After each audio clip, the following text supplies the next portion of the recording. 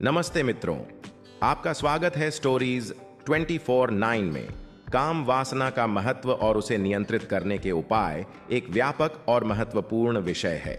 यह विषय न केवल आध्यात्मिक दृष्टिकोण से महत्वपूर्ण है, बल्कि व्यक्तिगत और सामाजिक जीवन में भी इसकी गहनता और महत्व को समझना आवश्यक है।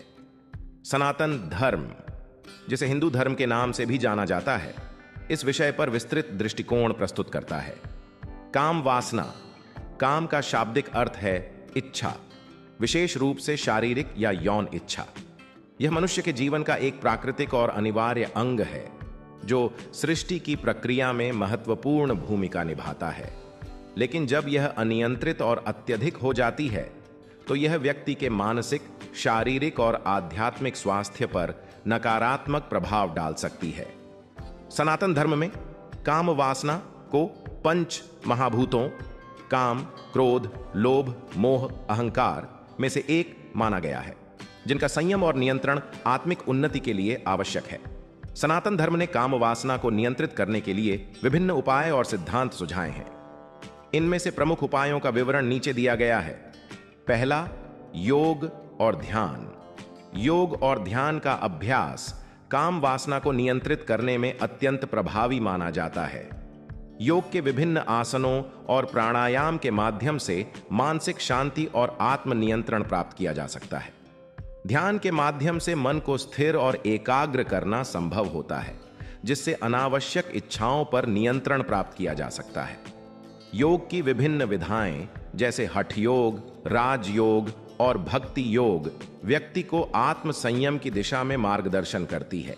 नियमित ध्यान का अभ्यास न केवल मानसिक शांति प्रदान करता है, बल्कि आत्मज्ञान और आत्मनियंत्रण की दिशा में भी मार्गदर्शन करता है। दूसरा, संयम और ब्रह्मचर्य। संयम और ब्रह्मचर्य का पालन करने से व्यक्ति अपनी इच्छाओं को नियंत्रित कर सकता है। ब्रह्मचर्य का अर्थ है जीवन में संयमित और मर्यादित आचरण। यह न केवल शारीरिक बल्कि मानसिक और भावनात्मक स्तर पर भी संयमित जीवन जीने का सुझाव देता है। ब्रह्मचर्य का पालन करने से व्यक्ति अपनी ऊर्जा का सही उपयोग कर सकता है और आत्म संयम की दिशा में अग्रसर हो सकता है। यह आत्मनियंत्रण और आत्म साक्षात्कार की दिशा में एक महत्वपूर्ण कदम है। तीसरा, सत्संग और संतों का संग। सत्संग का अर्थ है सच्चे ज्ञान की प्राप्ति और संतों का संग। महान संतों और गुरुओं के साथ समय बिताने से उनके ज्ञान और अनुभव का लाभ मिलता है। उनका मार्गदर्शन और सानिध्य व्यक्ति को सही मार्ग पर चलने के लिए प्रेरित करता है। सत्संग के माध्यम से व्यक्ति अपने जीवन में सच्चे मूल्यों और सिद्धांतों का पालन कर सकता है और आत्मनियंत्रण की दिशा में अग्रसर हो सकता है। चौथा, आध्यात्मिक साहित्य का अध्ययन। गीता, उपनिषद, वेद और अन्य धार्मिक ग्रंथों का अध्ययन करने से व्यक्ति को जीवन के गहरे रहस्यों का ज्ञान प्राप्त होता है। यह ज्ञान आत्म साक्षात्कार और आत्मनियंत्रण की दिशा में मार्गदर्शन करता है। धार्मिक ग्रंथों का अध्ययन व्यक्ति को सही मार्ग पर चलने के लिए प्रेरित करता है और आत्म संयम की दिशा में महत्वपूर्ण भूमिका निभाता है। पांचवा, सकारात्मक और नैतिक जीवन शैली। सकारात्मक और नैतिक जीवन शैली अपनाने से काम वासना को नियंत्रित किया जा सकता है। इसमें सत्य, अहिंसा, अस्तेय, चोरी न करना, ब्रह्मचर्य और अपरिग्रह, संपत्ति का संग्रह न करना का पालन शामिल है। सकारात्मक और नैतिक जीवन शैली अपनाने से व्यक्ति अपने जीवन में आत्मनियंत्रण और आत्म संयम प्राप्त कर सकता है। यह आत्मिक उन्नति की दिशा में महत्वपूर्ण कदम है। छठा, स्वस्थ आहार और दिनचर्या। स्वस्थ आहार और नियमित दिनचर्या का पालन करने से शरीर और मन स्वस्थ रहते हैं। संतुलित आहार और नियमित व्यायाम से शरीर की ऊर्जा का सही उपयोग होता है और अनावश्यक इच्छाओं पर नियंत्रण प्राप्त होता है। स्वस्थ आहार और नियमित दिनचर्या अपनाने से व्यक्ति अपने जीवन में आत्म संयम और आत्मनियंत्रण प्राप्त कर सकता है। यह आत्मिक उन्नति की दिशा में महत्वपूर्ण कदम है। सातवां, कर्मयोग का पालन। कर्मयोग का अर्थ है निष्काम कर्म करना। इसमें अपने कर्तव्यों का पालन बिना किसी अपेक्षा के करना शामिल है। जब व्यक्ति अपने कार्यों को बिना किसी इच्छाओं के करता है तो वह काम वासना से मुक्त हो सकता है। कर्मयोग का पालन करने से व्यक्ति अपने जीवन में आत्मनियंत्रण और आत्मसंयम प्राप्त कर सकता है। यह आत्मिक उन्नति की दिशा में महत्वपूर्ण कदम है। 8वां, स्वयं की पहचान। स्वयं की पहचान का अर्थ है आत्म साक्षात्कार। जब व्यक्ति अपने वास्तविक स्वरूप को पहचानता है तो वह सभी इच्छाओं और मोह माया से ऊपर उठ जाता है।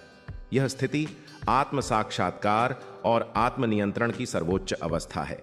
स्वयं की पहचान के माध्यम से व्यक्ति अपने जीवन में आत्मनियंत्रण और आत्मसंयम प्राप्त कर सकता है। यह आत्मिक उन्नति की दिशा में महत्वपूर्ण कदम है। 9वां, धार्मिक उपवास और व्रत। उपवास और व्रत का पालन करने से इच्छाओं पर नियंत्रण प्राप्त होता है। यह आत्मसंयम और आत्मनियंत्रण का एक महत्वपूर्ण साधन है, जिससे व्यक्ति अपनी इच्छाओं पर विजय प्राप्त कर सकता है। धार्मिक उपवास और व्रत का पालन करने से व्यक्ति अपने जीवन में आत्मनियंत्रण और आत्मसंयम प्राप्त कर सकता है। यह आत्मिक उन्नति की दिशा में महत्वपूर्ण कदम है।